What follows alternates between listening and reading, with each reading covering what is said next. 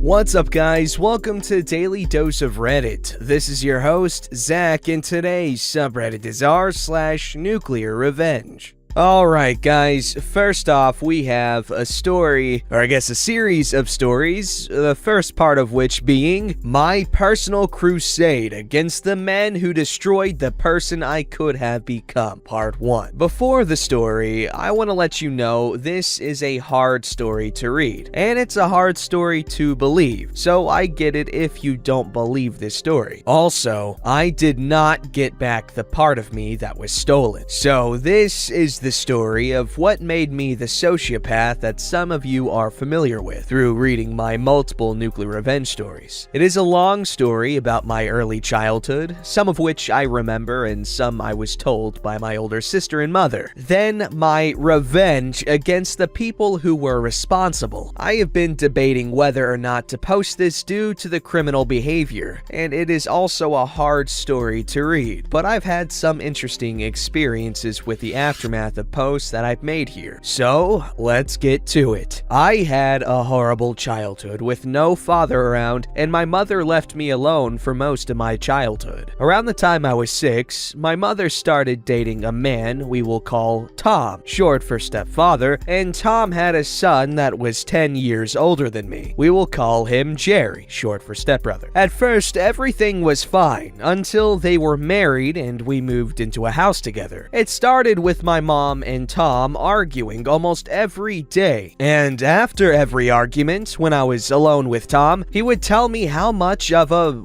woman my mom was, and this progressed to beating the crap out of me. Ooh. Then tell me that if I said anything, he would kill me and my mother. So every black eye, every bruise, and once he broke my right elbow were all explained away with clumsiness and fights at school. He would always say in passing, "Don't take any wooden nickels." This will become relevant later. This went on for years, until one day that I completely blocked out of my memory, and my older sister had told me this part. My mom had said she was going to leave Tom this particular morning. So when I got home from school that afternoon, this is the scene my sister came home to. I was sitting on the couch, motionless with a completely blank face, while Tom had a gun pressed to my forehead. My mom, who was coming in right behind my sister, was frantically trying to talk him down from, well, killing me. We got away from him eventually, and that's what Tom had done to me. But to be completely honest, it wasn't the worst part about my childhood. I'm gonna keep this part short. There's no reason to get into specifics with this part of my life. As I said, Tom had a son 10 years older than me. Jerry was a kid diddler, and how did I know this? Well, there's no easy way to say this, so Jerry started,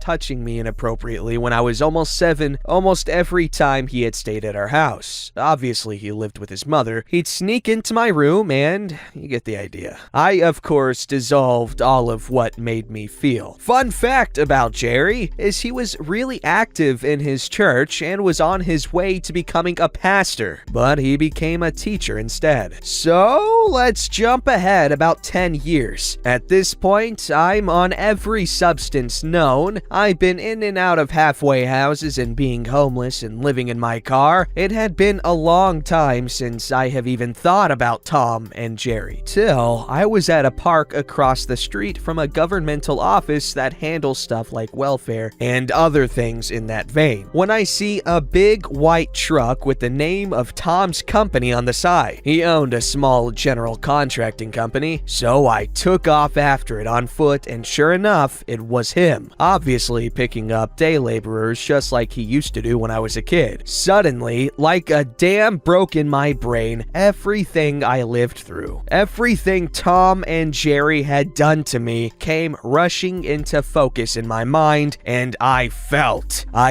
rage, and my path became clear. I was going to destroy Tom and Jerry. Cartoon Network already beat you to it, buddy. My revenge. I'll be tweaking the timeline, some of the injuries, and some of the dialogue to keep it anonymous. And who knows, maybe I've made made it all up. Part 1, Tom. I'll start with saying, isn't the internet great? I wrote down his phone number off the side of his truck. I immediately found where he lived, and it just so happened to be the same crap-hole house where all of my nightmares take place. I'll spare you the tedious details of stalking Tom and casing Tom's house. So as a kid, I spent a lot of time in that house. I knew everything there was to know about it, and to my delight, Tom had done absolutely nothing to the home in the whole 10 years since I lived there. So while following him, he led me right to the home of my second target, and I can't tell you how many hours I put into my logbook of both Tom and Jerry's routine. The night I was waiting for had arrived. I broke into his house, not the first time I did. I made sure to find his gun and make sure that he had no other weapons at his disposal. He had passed out drunk on the couch, the same freaking one he had when I lived there. So I walked through the home, making sure that there was no possible way for us to be interrupted. The stage was set. I pulled up a chair, and this is some of what followed. For obvious reasons, I'm not gonna post what was actually said, but you can rest assured that you will have the meat of my fun little play. Side note, the house is in an area I'll call Urban Desert, and the area is really bad off. You can hear gunfire every night and sirens all night long. It's been like that since I was a kid, and it has gotten worse. In Tom's living room, me sitting on a dining room chair pulled up in front of his couch. I'm holding up Tom's gun, fully loaded, pointed at his forehead. I slap Tom. He sits up, rubbing the side of his face, looks up at me and jumps. What are... I hit him with the butt of his gun. This is important. Remember, I have his gun. I shove a balled up sock in his mouth. You are only going to talk when I ask you to talk. And when you do, you are going to talk in a regular tone. If you yell, you might not see tomorrow. Do you understand?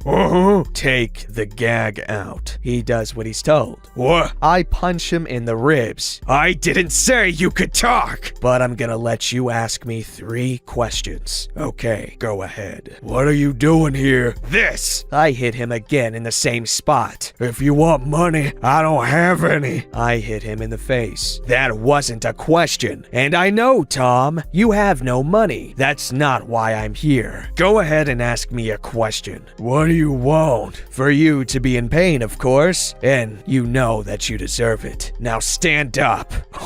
Oh, God. He slowly gets to his feet. Side note, when I was a kid, he looked massive and always scared me, even when he wasn't being abusive. But now, I tower over him by 8 inches and outweigh him by at least 80 pounds. Getting darker. Why are you crying like a little baby? Then I slap Tom again. Do you think that I'm going to kill you? Well, I haven't decided whether or not to end your life yet. Then I started with the real beating. I burst one of his eardrums, broke his nose, his arm, and elbow. And this was a somewhat long process. It could have been 2 or 3 hours. Well, Tom, I'm gonna be leaving now. And if you call the police in less than 6 hours, I'm going to kill your son, Jerry. Then I told him everything that I know about Jerry, from his address, his workplace, Jerry's fiance's name, and even Jerry's mom's name. Remember, don't take any wooden nickels. Then I hit him as hard as I could and knocked him out, and then slipped out the way I came in. This is the end of part 1, and if you think this is bad, remember, physical wounds can heal. What I do to Jerry is life-destroying without actually killing him. Edit. I was wearing clothing that covered my identity completely. I thought that was a given. Edit! I was just told by the people who run this sub that I couldn't use acronyms, so I had to change the names. Sorry. Edit. I recently did some snooping and found out that Tom died of a heart attack about a year ago. Jerry is out of prison and is now living in Tom's house, and I really appreciate the fact that I know where he lives and who he's dating. Okay, well, honestly, Tom and Jerry, they deserve everything that's coming to them, and I know it's not necessarily my place to say. I'm not the moral police here, but honestly, can anyone disagree that the Tom and Jerry here are scum? Because I think we'd be hard-pressed to find someone who does. Alright, now part 2. My personal crusade against the men that destroyed the person I could have become. Part 2. Part 2. Jerry's turn. So, in part 1, Jerry was my stepbrother who is 10 years older than me and started touching me inappropriately in a horrible way when I was 7. Well, this is the part where I destroyed his life, like he and his father destroyed my childhood. So at this point, I've completed my revenge against Tom, Jerry's dad, and I've completely tracked everything Jerry does and everything Jerry is involved in. So what did I want to take from Jerry? I wrote a list, other than just life gone. 1. His job. As I said, he became a teacher at an elementary school, and in my opinion, that needed to end. 2. His relationships. At that point in my life, I haven't had any resemblance of what a real relationship is in my life. 3. His reputation with his family and his church. 4. His physical ability. I needed to show him that I was now able to destroy him with very little effort. 5. His freedom. He has locked me in a cage that has no key. First, his job. I made an anonymous call to the school he worked at, posing as an older brother of a student in his class, and said a few things that I had researched.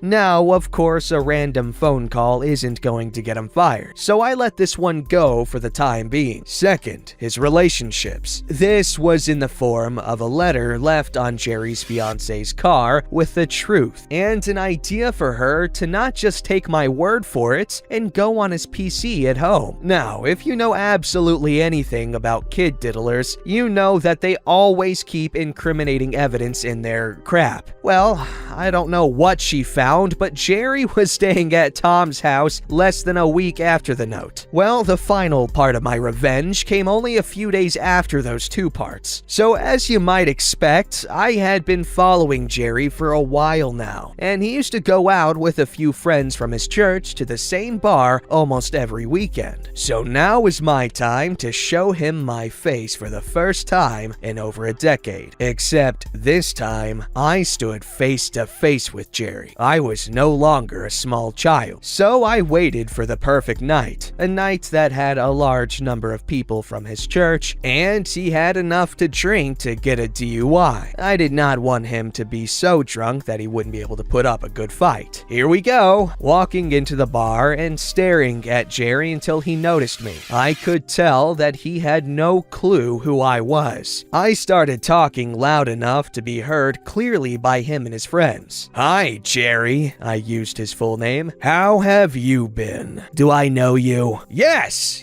you do. How could you forget about your little stepbrother? The one you violated over and over again when I was 7 years old. How about we talk outside, just the 2 of us? Or we could talk about how you're a kid diddler in here in front of all your friends. I turn around and walk outside, and the freaking idiot actually followed me. To be honest, I thought it was gonna be harder than that to get him outside. I did not let him say one word. As soon as we were out back of the bar, I started dealing damage to Jerry, and he had no chance against me. I beat him soundly. Then when his friends came out, I told them everything Jerry was, and everything Jerry's dad, Tom, was, and who I was. And as if my luck wasn't good enough, one of the men that was there remembered me from when I was forced to go to church with Jerry, and I was believed for the first time in my life. Someone believed me. Jerry, once he had gained his composure, which took a while, jumped into his car and started the 45-minute drive to his dad's house. Then I made a phone call to the police and said that there was a man driving under the influence and gave them his license plate number. Let me guess, you all think, wow, Gus, a DUI, that's it? No,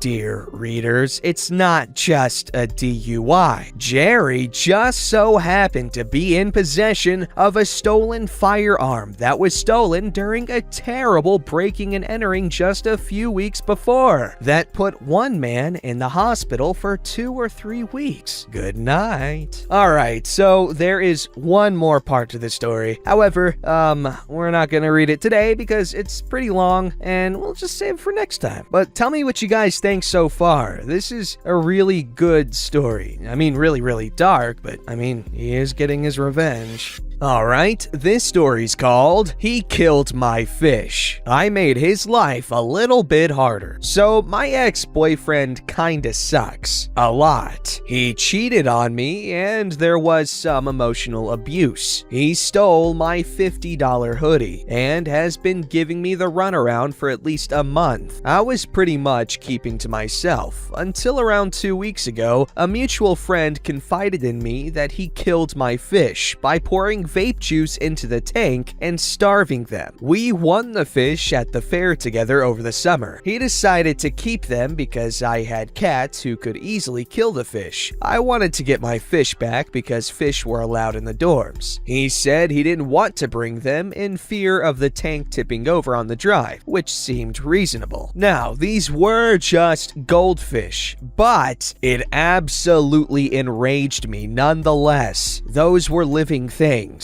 I was incredibly upset, so I plotted, almost as if fate intervened. I was on TikTok the next day and found a video of a guy saying what to do to make someone's life a little bit harder. I bought 2.5 pounds of miscellaneous cut keys and 100 plastic ID keychains. Yesterday, everything came in. The same mutual friend and I sat down. I wrote his phone number on every single ID and added a key onto it. We then drove around town and dropped them everywhere. Target, side streets, grocery stores, everywhere we could think of. So he'll start getting random calls about his set of keys that he never lost, at least 100. I'll update if he says anything about it. I feel like that revenge depends too much on the decency of people. You will get some calls, but not all 100. Don't forget to like, subscribe, and hit that bell to never miss an episode.